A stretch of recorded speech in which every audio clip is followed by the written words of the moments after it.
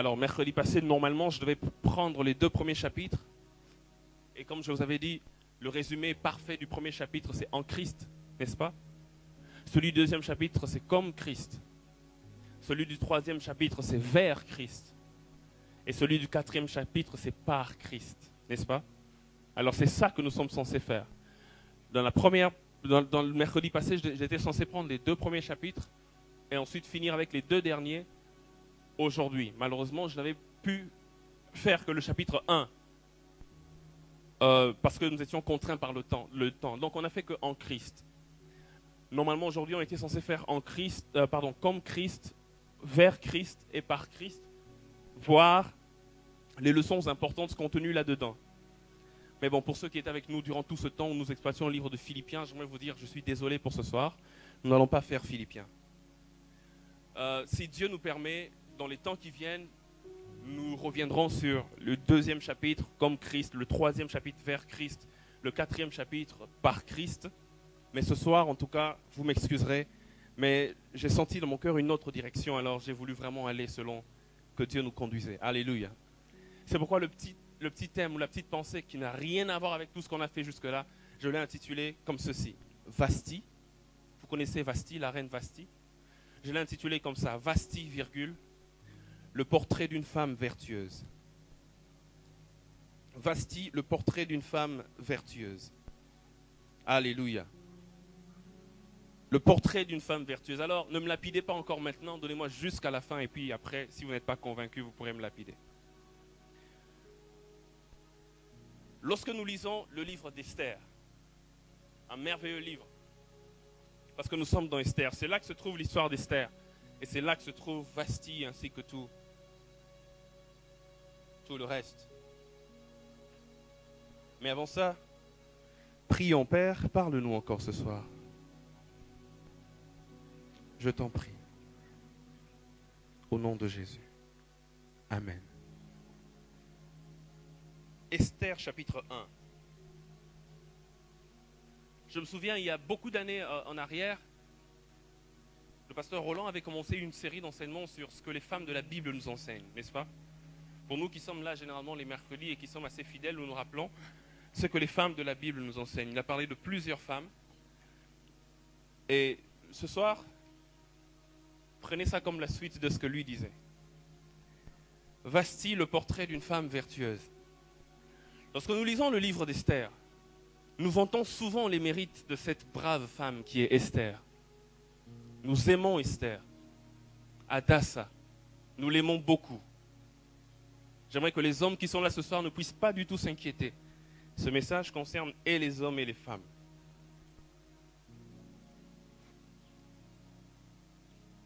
Le livre d'Esther met en exergue évidemment une femme, Esther.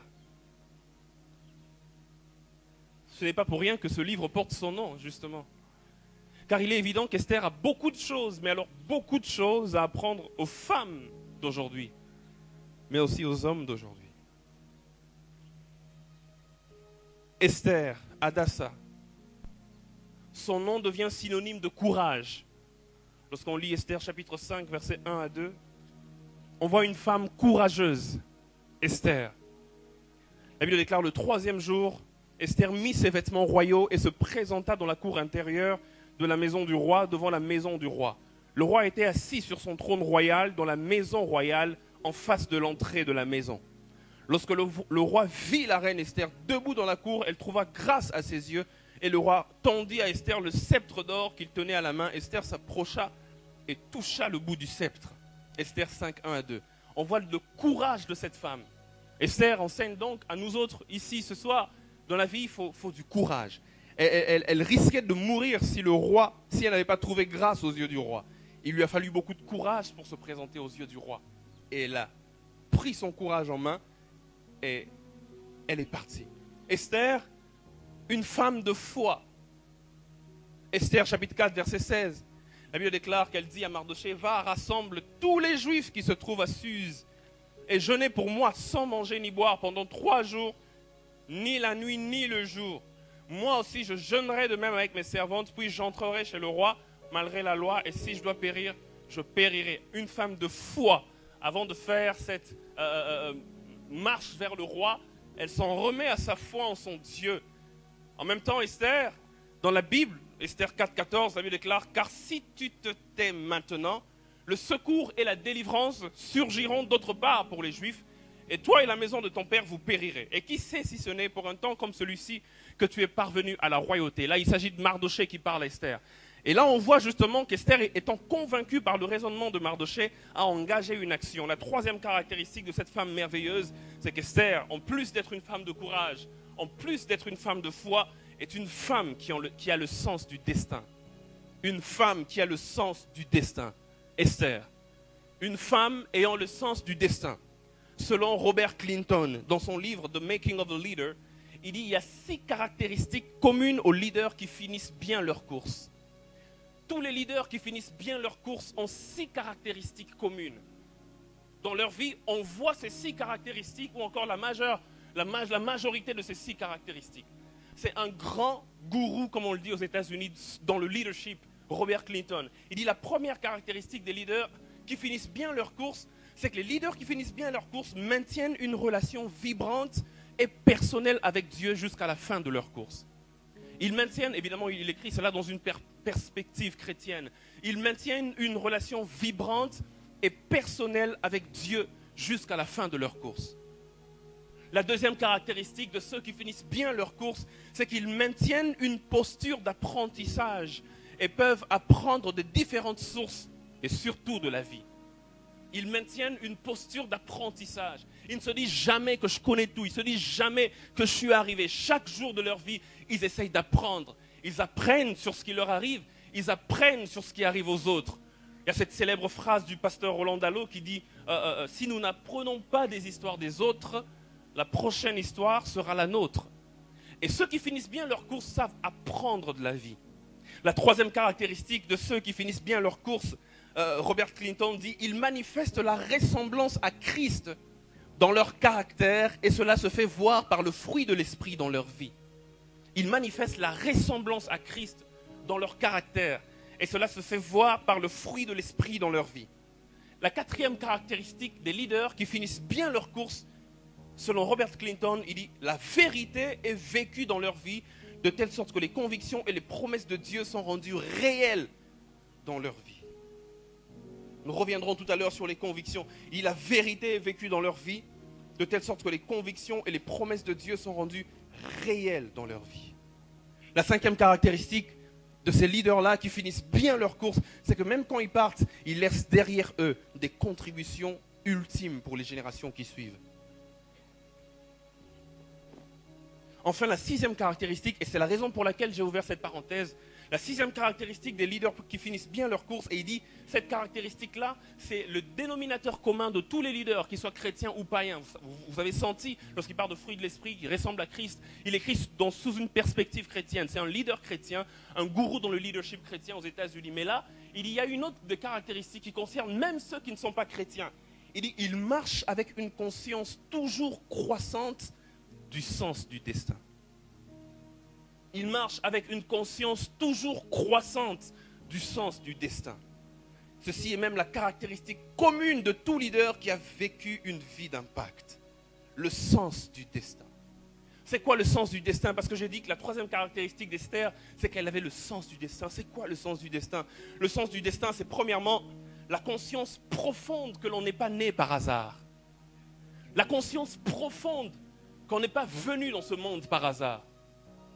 La conscience profonde qu'on n'est pas le fruit du hasard, mais de la volonté de quelqu'un qui a des projets sur nous.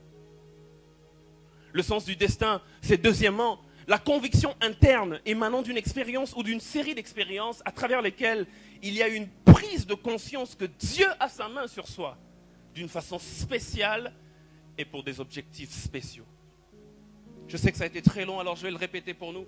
La deuxième définition du sens du destin, je disais, c'est la conviction interne. La conviction interne émanant d'une expérience ou d'une série d'expériences à travers lesquelles il y a une prise de conscience. Une prise de conscience que Dieu a sa main sur soi d'une façon spéciale et pour des objectifs spéciaux. Ah, je suis venu dire à quelqu'un ce soir, je sais que je ne suis pas n'importe qui.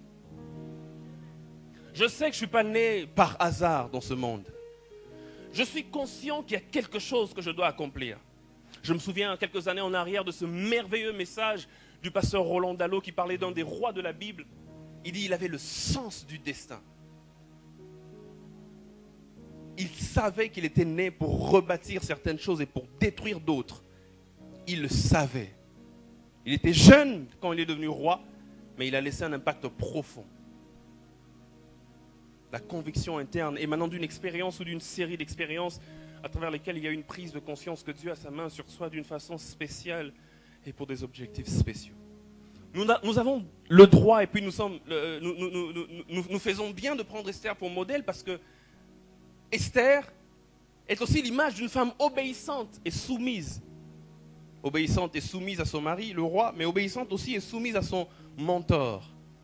On voit comment, malgré qu'elle était reine, elle se laissait coacher même de loin par Mardochée. Il y a beaucoup de caractéristiques merveilleuses de cette femme Esther.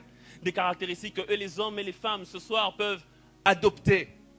Il est donc très facile de s'identifier à Esther. Il est très facile de s'imaginer être Esther.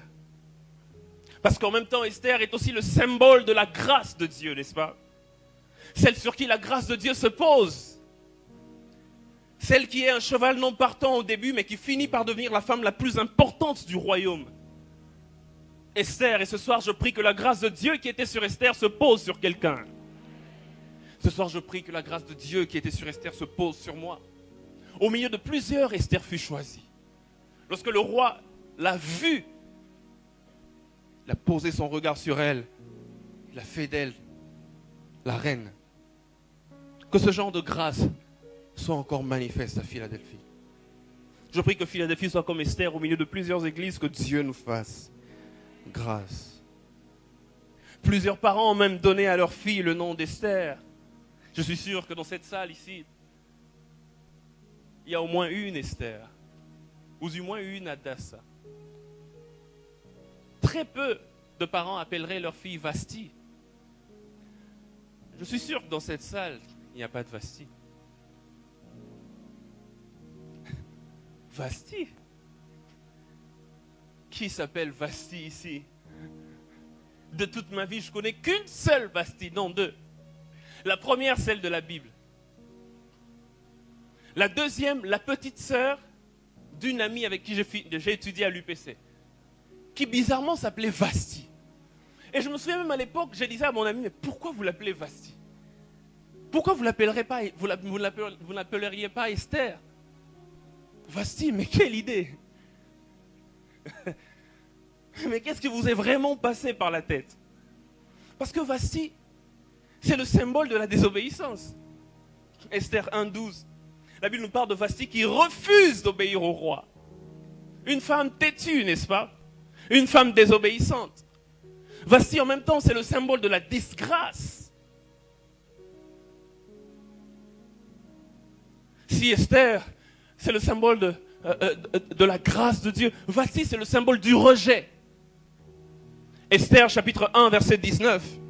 La Bible déclare, si le roi le trouve bon, Esther 1, 19, si le roi le trouve bon, qu'on publie de sa part et qu'on inscrive parmi les lois des Perses et des Mèdes avec défense de la transgresser, une ordonnance royale d'après laquelle Vasti ne paraîtra plus devant le roi Assuérus.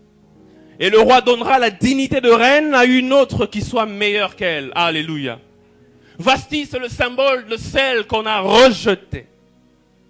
Vasti ressemble peut-être beaucoup à Ésaü. J'ai aimé Jacob et j'ai haï Ésaü. Si on doit contextualiser ce texte, on dirait que Jacob, dans ce sens, c'est Esther. J'ai aimé Esther, j'ai haï Vasti. Esther, l'image de la grâce de Dieu, du choix de Dieu. Vasti, l'image du rejet. Et pourtant, Vasti, le portrait d'une femme vertueuse. Vasti, surtout dans les milieux ecclésiastiques, est très critiquée. Une fois, j'entendais une femme qui parlait aux femmes, qui leur disait « Ne soyez surtout pas comme Vasti ». Ce soir, je suis venu nous dire « Soyez surtout comme Vasti ».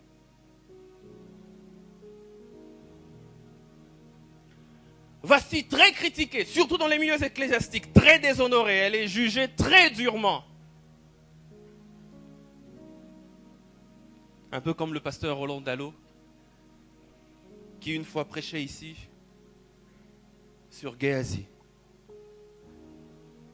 On connaît tout le mal qu'il a fait. Mais après, il a fini par nous dire que de fond, on se limite à regarder au mal. Mais on ne voit pas tout le bien de Géasi. Et un de mes encadreurs qui me disait toujours, plus tu regardes aux défauts d'une personne, moins tu bénéficies de ses qualités. Si Vasti devait écouter les prédications dites à son sujet, elle serait certainement remplie de tristesse.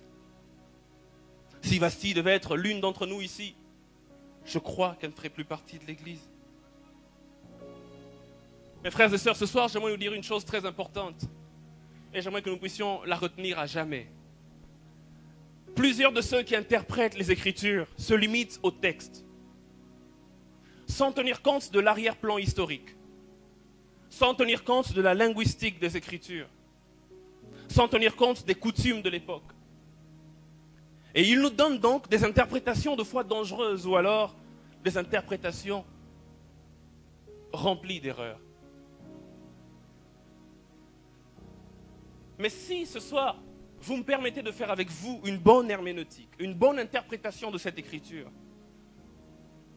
on se rendra compte que Vasti a beaucoup de choses à apprendre aux jeunes filles de cette époque.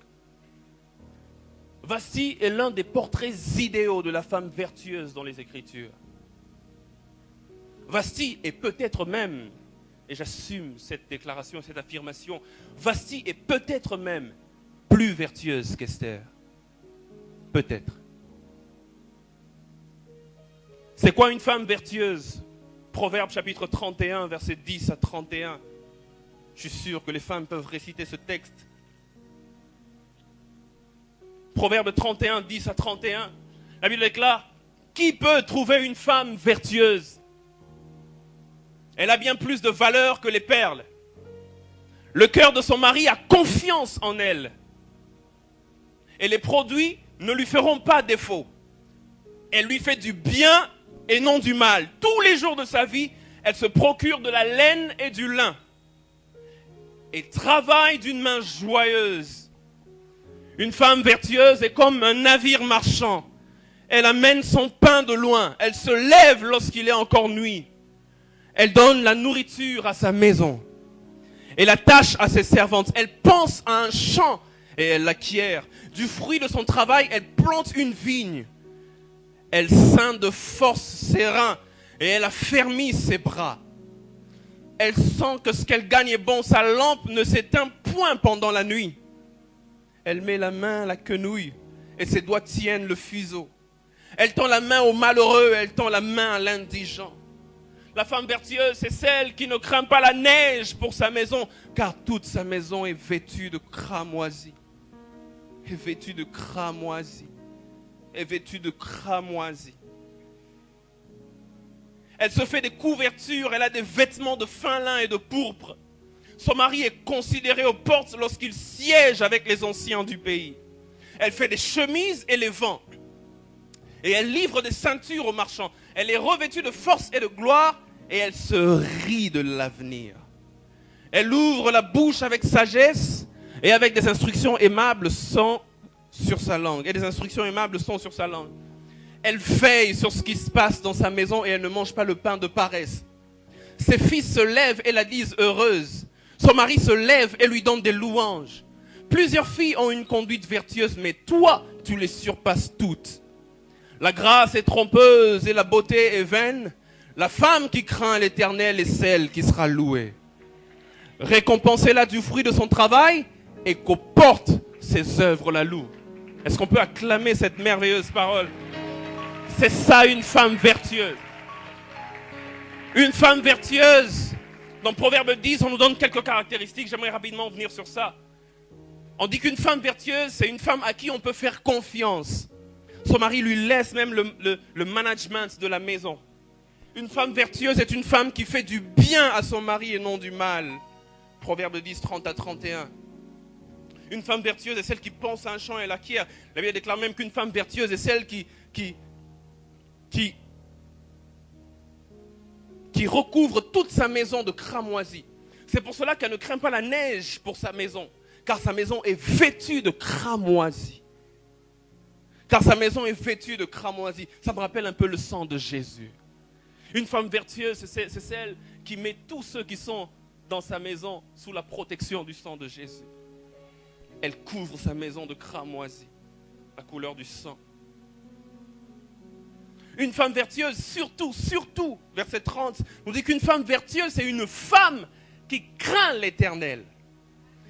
Et je sais qu'on nous a martelé là-dessus. Une femme vertueuse est une femme qui craint l'Éternel. Proverbe chapitre 12, verset 4. La Bible parle, dit, une femme vertueuse est la couronne de son mari. Une femme vertueuse est la couronne de son mari. Permettez-moi d'ajouter 2 ou 3 choses sur une femme vertueuse.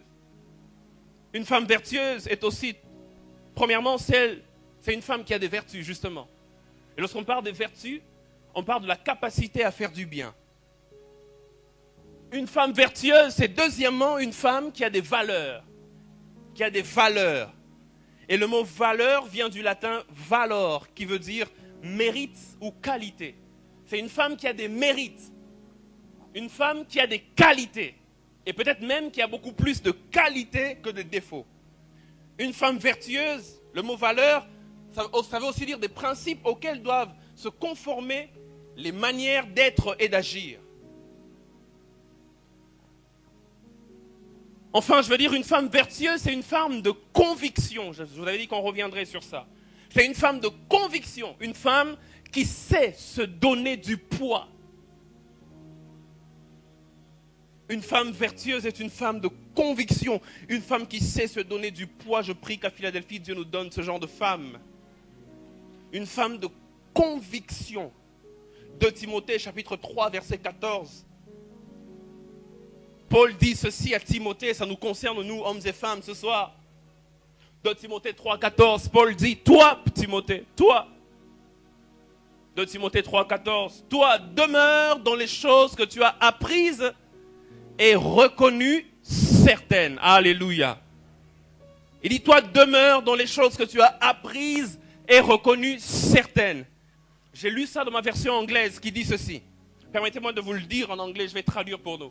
Ça dit ceci, continue in the things you have learned and continue in those things of which you have become convinced.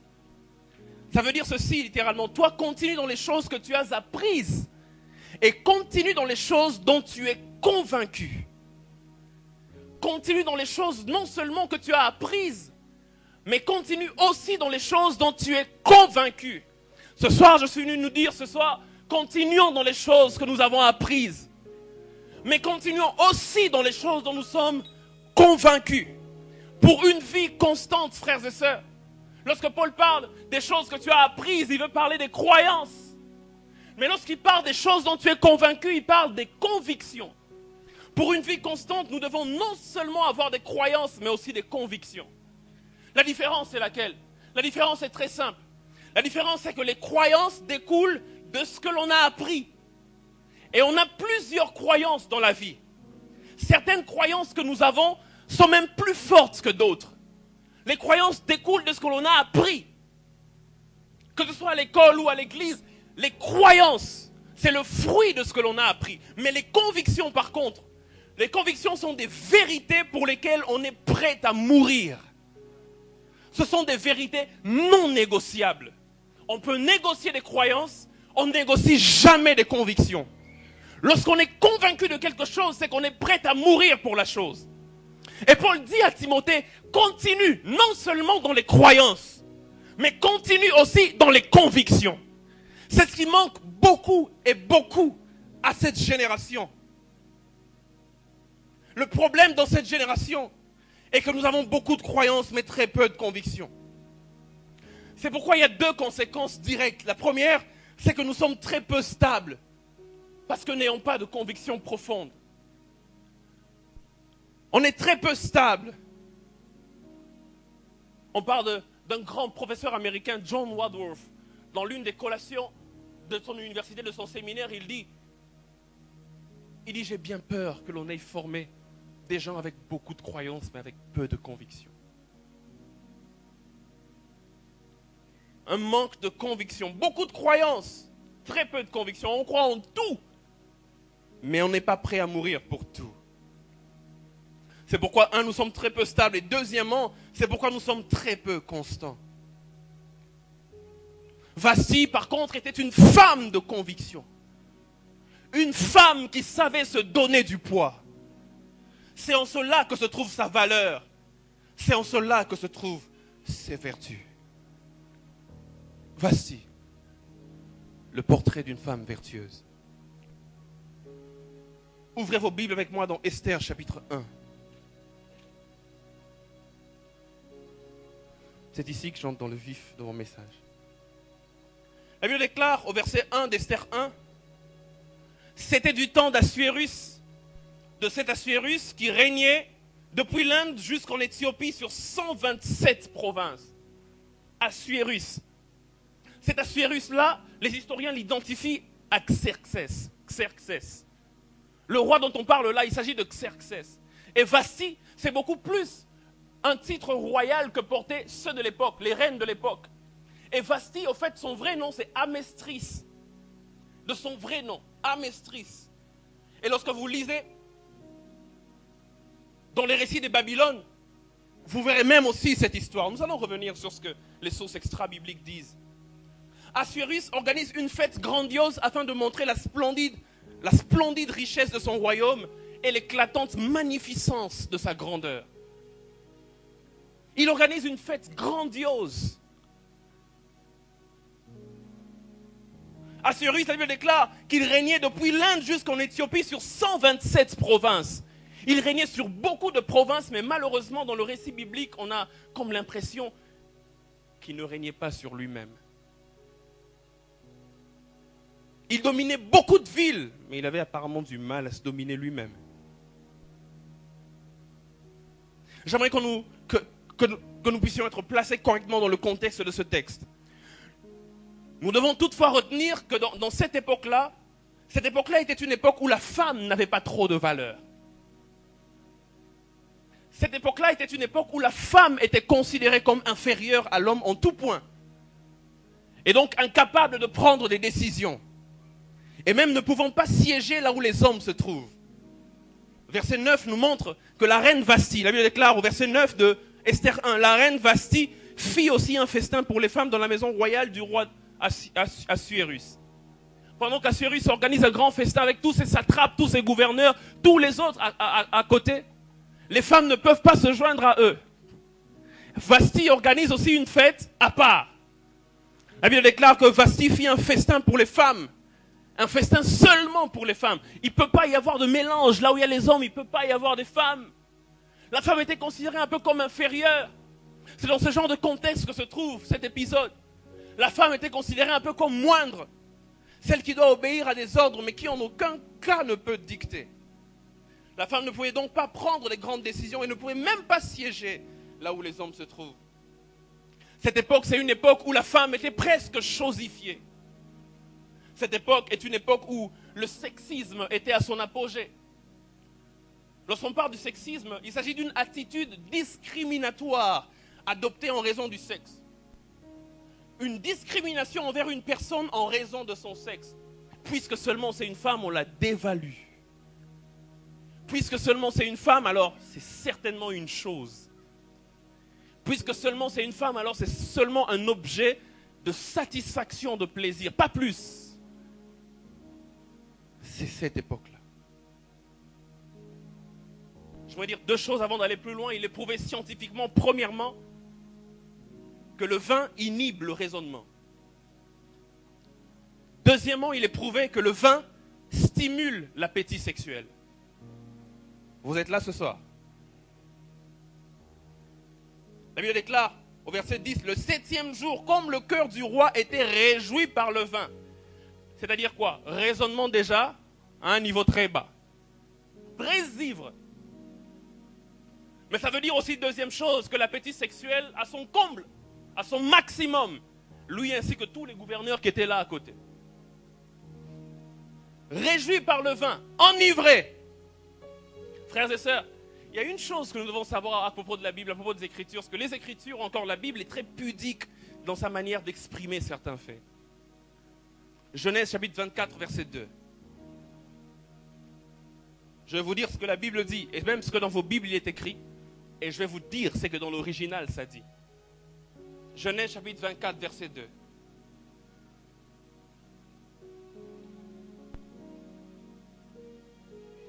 C'est Abraham qui parle au serviteur le plus ancien. Genèse 24, 2. Abraham dit à son serviteur le plus ancien de sa maison, l'intendant de tous ses biens, mais je te prie, ta main sous ma cuisse. On peut s'arrêter là. Lisons le verset 9. Le serviteur mit sa main sous la cuisse d'Abraham. Amen. La Bible est très pudique dans sa manière de parler. Très pudique. Mets ta main sous ma cuisse. Dans l'original, ça dit ceci. J'ai essayé de ne pas rendre ça littéralement parce que c'est trop flagrant. J'essaie de rendre ça pour nous permettre de comprendre ce que ça veut dire sans que je dise vraiment ce que ça veut dire. Dans l'original, ça dit ceci. Touche la partie de mon corps qui porte la marque de la circoncision. J'ai dit sans dire.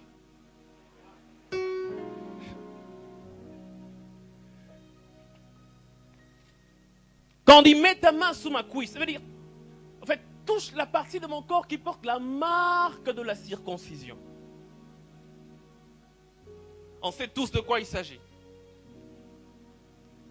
Il dit, je veux que tu me jures par l'Éternel que tu ne me ramèneras pas une autre femme, sinon celle de telle ou telle autre contrée. Mais pour que tu me le jures, mets ta main sous ma cuisse. La Bible est très pudique. Le verset 10 à 11 d'Esther chapitre 1, la Bible déclare, le 7e jour, comme le cœur du roi était réjoui par le vin, et les deux conséquences qu'on a données certainement agissaient fortement dans son corps. La Bible dit, il ordonna à Méhuam, à Bista, à Arbona, à Bicta, à Abacta, à Zétar et à Carcas, les 7 eunuques qui servaient devant le roi Assuérus, d'amener en sa présence la reine Vasti, écoutez bien, avec la couronne royale, pour montrer sa beauté au peuple et aux grands, car elle était belle de figure. Et là encore, c'est une manière très pudique de la Bible de rendre ça. Ce que l'original suggère, c'est ceci, et c'est le Targum qui le dit. Ça dit ceci, emmenez Vasti dans ma présence. L'original suggère que Vasti devait se présenter nue devant tous ces hommes-là. Et qu'elle devait exposer ses parties intimes aux vues de tous. Emmenez Vasti en ma présence. Évidemment, retenez qu'il est ivre. Son raisonnement est un peu inhibé. Son appétit sexuel est stimulé au maximum. Quel mari vraiment sensé, qui n'est pas ivre et qui réfléchit, exposerait sa femme même devant ses subalternes? Il dit, emmenez-moi Vasti. Qu'elle vienne se présenter ici nue devant nous tous. Afin que vous admirez ma femme, comment elle est belle, hein? Insensé. Lorsqu'on parle d'exposer sa beauté, il s'agit au fait d'exposer la beauté de sa nudité. Mais je vous pose une question. La Bible dit, Vasti refusa.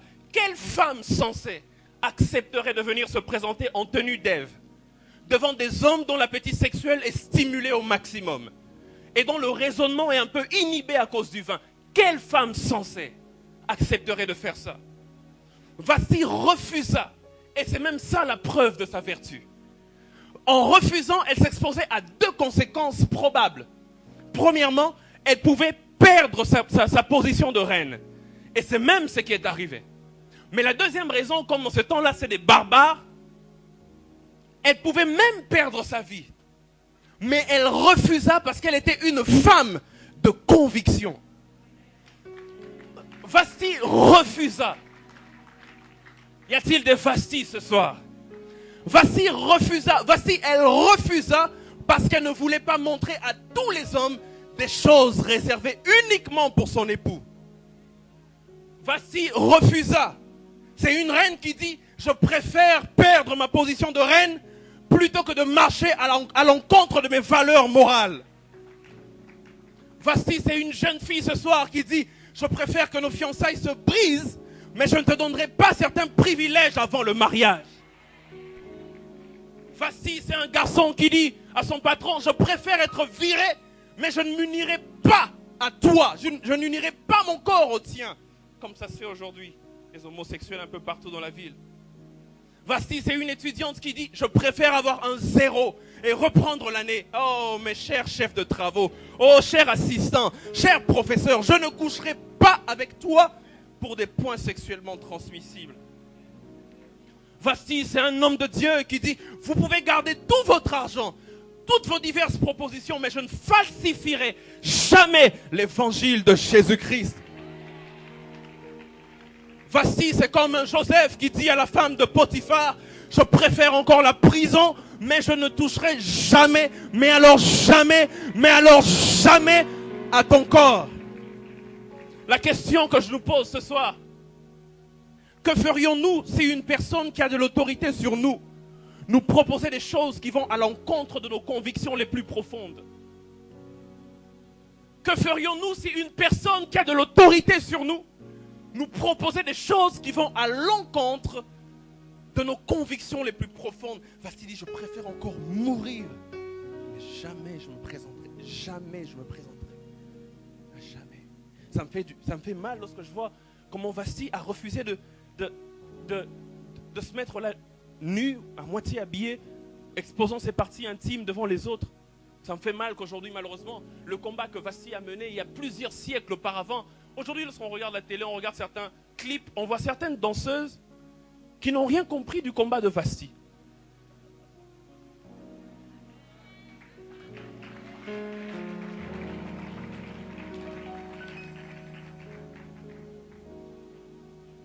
La Bible dit, Vasti refusa. Dis à ton voisin, Vasti refusa.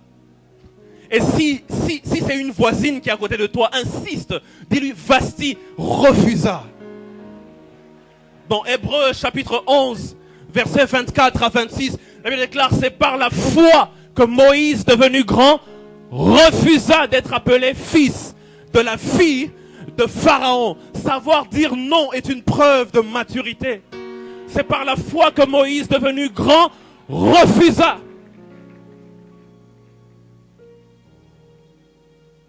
Vasti me rappelle un peu Shadrach, Meshach et Abednego, qui ont refusé de s'agenouiller devant la statue du roi. Ils ont préféré la fournaise. Et ils disent au roi dans Daniel 3, versets 17 à 18, dit, oh roi, comme le pasteur Roland Dallol disait dernièrement, un peu de poésie, mais ferme dans leurs décisions. Notre Dieu est capable de nous délivrer de la fournaise. Mais même s'il ne le fait pas, nous ne nous prosternerons pas devant la statue. Je suis venu dire à quelqu'un, qu'est-ce qui se passe? Qu'est-ce qui se passerait dans ta vie si Dieu ne le fait pas? Nous aimons bien la première partie. Notre Dieu est capable de nous délivrer de la fournaise. Mais je te dis, et même si. Et si il ne le faisait pas? Et si alors il ne le faisait pas? Il dit, mais même si il ne le fait pas. Ah, je prie que cette génération soit une génération de même si. Dieu est capable de me donner ce boulot-là sans que je ne passe par ce lit. Mais même s'il ne le donne pas. La bonne nouvelle est que même dans la fournaise, Shadrach, Meshach et Abednego n'étaient pas seuls. Il y a un de mes pasteurs qui me disait à l'époque, mieux vaut un 0 sanctifié qu'un 18 sur 20 rempli de souillure. Dans la fournaise ardente, le 4e homme était avec eux, frères et sœurs. Même s'il ne le fait pas, je sais au moins qu'il sera avec moi dans cette épreuve.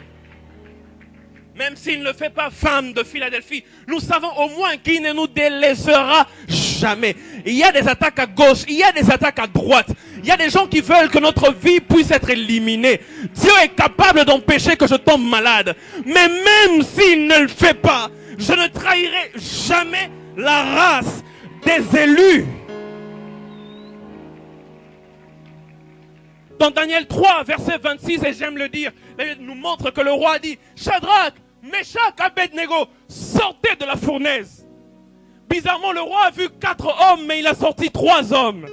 Le 4e homme n'est jamais sorti de la fournaise. C'est parce que Dieu savait qu'après Shadrach, Meshach et Abednego, toi aussi tu ferais face aux mêmes situations. Tu serais peut-être aussi jeté dans une fournaise. Alors il est là-dedans, il n'est jamais sorti, il t'attend. Je suis venu te dire, sois ferme comme Vasti. Même si on te jette, Jésus est là et il t'attend. Il n'est jamais sorti. Il n'est jamais sorti. Je dis, même s'il ne le fait pas. Même s'il ne le fait pas. Même si il ne le fait pas.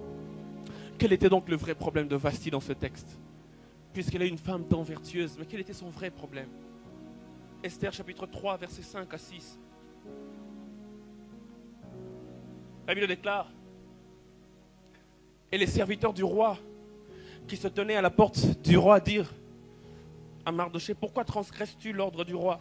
Esther 3, verset 5 à 6, et puis verset 8 à 11. Le verset 5 dit: et Aman vit que Mardochée ne fléchissait point le genou et ne se prosternait point devant lui. Il fut rempli de fureur. Mais il dédaigna de porter la main sur Mardochée seul. Écoutez bien, écoutez très bien. La Bible dit: car on lui avait dit de quel peuple était Mardochée. Et il voulut détruire le peuple de Mardochée, tous les Juifs qui se trouvaient dans tout le royaume d'Assuérus. Écoutez le verset 8 à 11. La Bible déclare: alors Aman dit au roi Assuérus: il y a dans toutes les provinces de ton royaume un peuple dispersé et à part parmi les peuples, ayant des lois différentes de celles de tous les peuples et n'observant pas les lois du roi.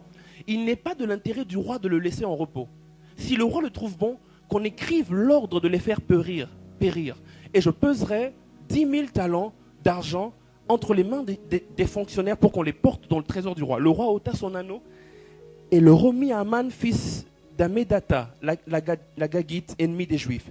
Et le roi dit à Aman: l'argent t'est donné et ce peuple aussi, fais-en ce que tu voudras. Le grand problème de Vasti, c'est que Dieu avait déjà anticipé qu'un certain Aman tenterait de décimer le peuple juif duquel le Messie devait sortir.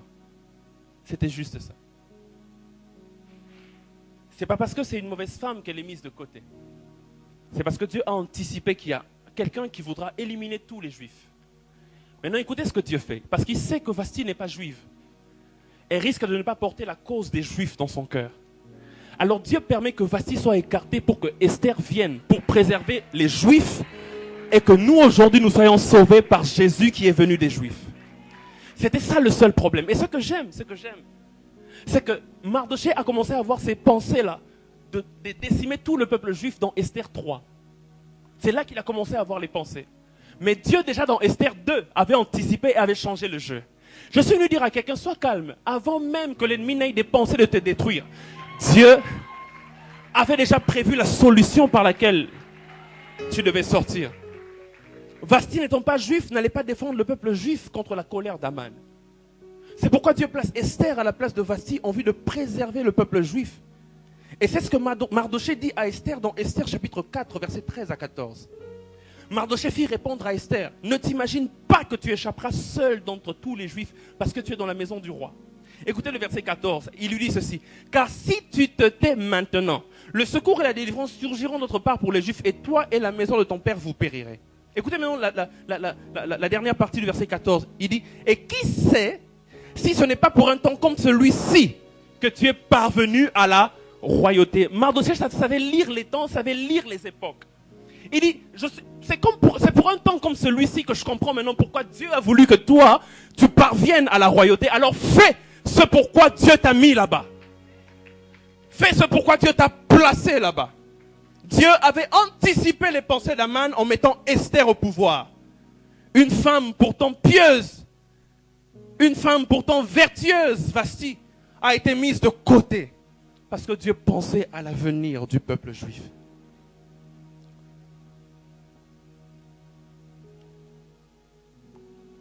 Hormis le plan de Dieu, j'aimerais peut-être vous laisser avec cette réflexion.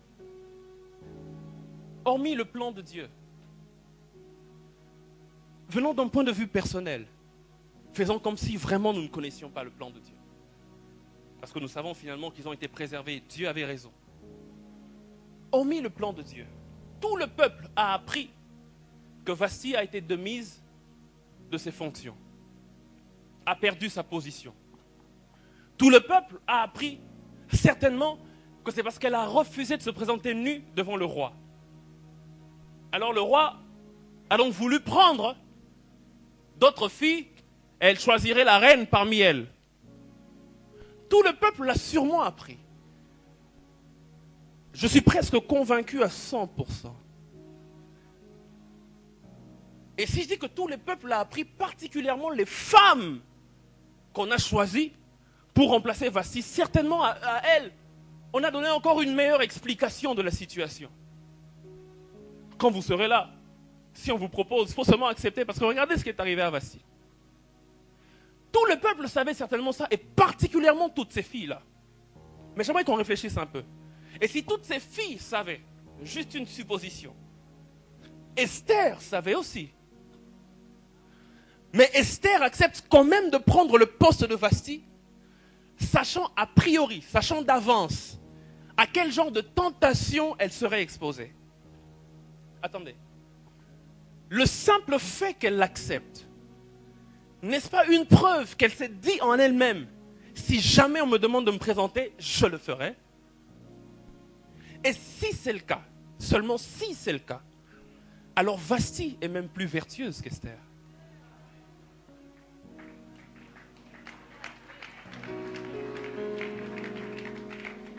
Mais si ce n'est pas le cas, ça n'enlève en rien les vertus de Vasti.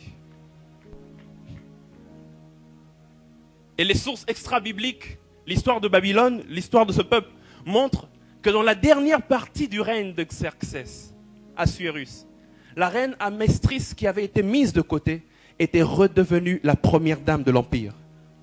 Peut-être après la mort d'Esther. Je prie que Dieu nous donne dans cette génération des femmes de la trempe de Vasti. Je prie que Dieu nous donne des femmes qui sont capables de dire non au prix de leur vie. Je prie qu'en même temps qu'il donne des femmes de cette trempe-là, qu'il donne aussi des hommes capables de dire non. Des hommes de la trempe de Joseph. Ce que Vasti est pour les femmes, Joseph l'est pour les hommes. Je prie dans le nom de Jésus que ce soit notre cas. Je prie que nous soyons une génération des hommes et des femmes remplis de conviction, des hommes et des femmes capables de se tenir devant celui qui a une plus grande autorité que nous et lui dire « J'accepte de mourir, mais jamais je n'irai à l'encontre de mes convictions les plus profondes. » Que Dieu vous bénisse ce soir. Que Dieu vous bénisse. Je prie que la race de Vasti revienne dans le nom puissant de Jésus. Dans le nom de Jésus. Dans le nom de Jésus. Dans le nom de Jésus.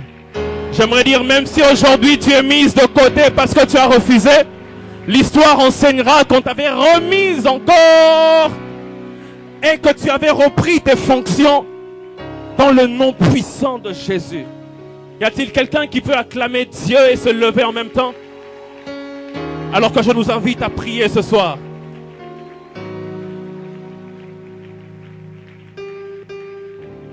Vasti, le portrait d'une femme vertueuse.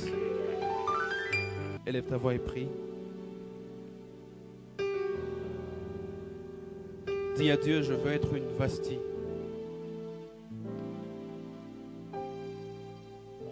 Je veux être un Joseph.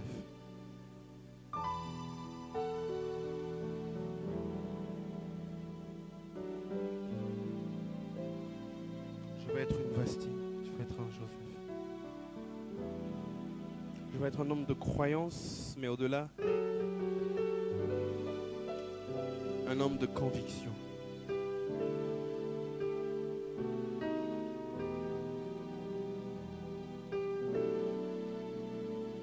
La Bible dit de Moïse qu'il a accepté de ne pas jouir momentanément des plaisirs du péché parce qu'il avait en vue les souffrances du Christ. Je préfère souffrir avec Christ que jouir momentanément des plaisirs du péché. Une femme qui sait dire non, un homme qui sait dire non, je veux l'être. Dans cette génération, je te prie de l'être. Commence à prier, élève ta voix, dis à Dieu, Oh, cher assistant, cher professeur, tu as tiré à terre.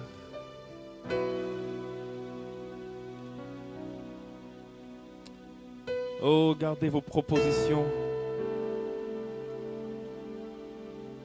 Je ne falsifierai pas l'évangile de Christ. Y a-t-il un homme de Dieu vasti? Y a-t-il un politicien vasti ce soir? Y a-t-il une commerçante vasti? Je préfère encore ne rien avoir comme privilège, mais je n'irai jamais à l'encontre de mes convictions.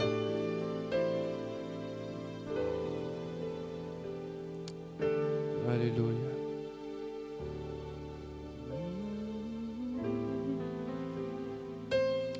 Je n'irai jamais à l'encontre de mes convictions.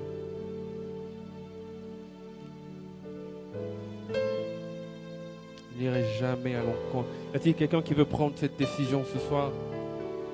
Je sais que c'est dur là dehors. Je sais que c'est pénible là dehors. Mais je n'irai jamais à l'encontre de mes convictions. Dans certaines sociétés, pour avoir certains postes, il faut certaines pratiques. Il faut se laisser aller d'une certaine manière, mais je n'irai jamais à l'encontre de mes convictions. Même si il ne le fait pas. Même si il ne le fait pas. Même si il ne le fait pas. Même si. Où est la génération même si? Prie pour toi encore. Prie pour toi encore.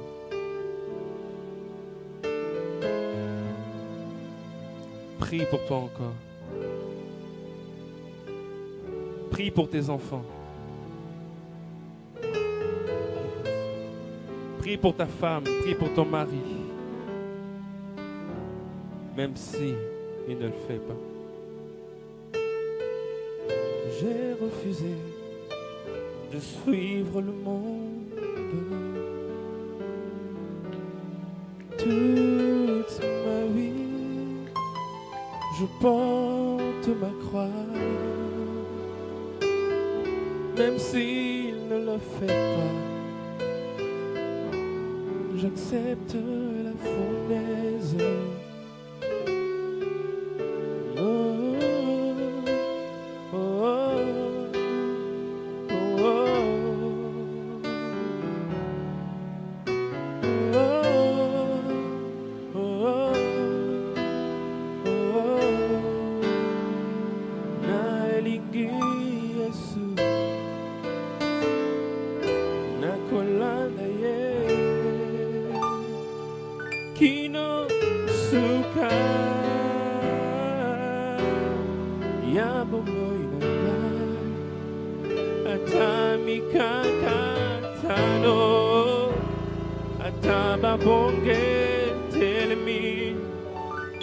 Je ne fléchirai pas devant Baal, car je suis de la race des 7000.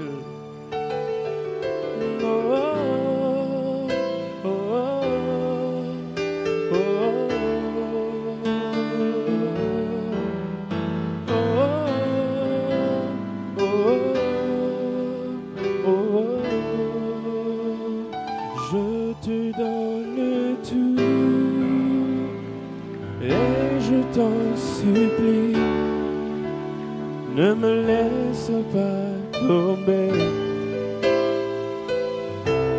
pas tomber. Je te donne tout et je t'en supplie.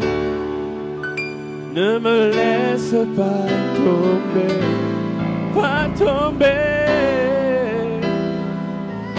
Je te donne tout, je te donne. Et je t'en supplie, ne me laisse pas tomber, pas tomber.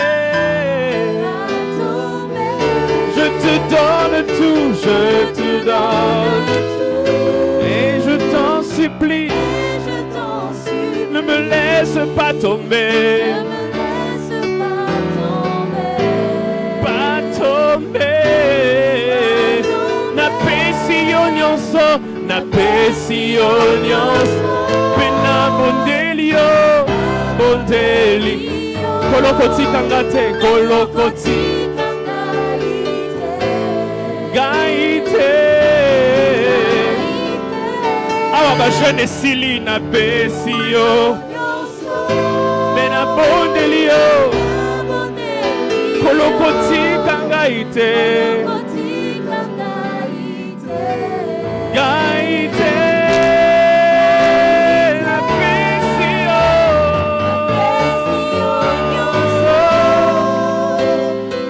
Na bondelio.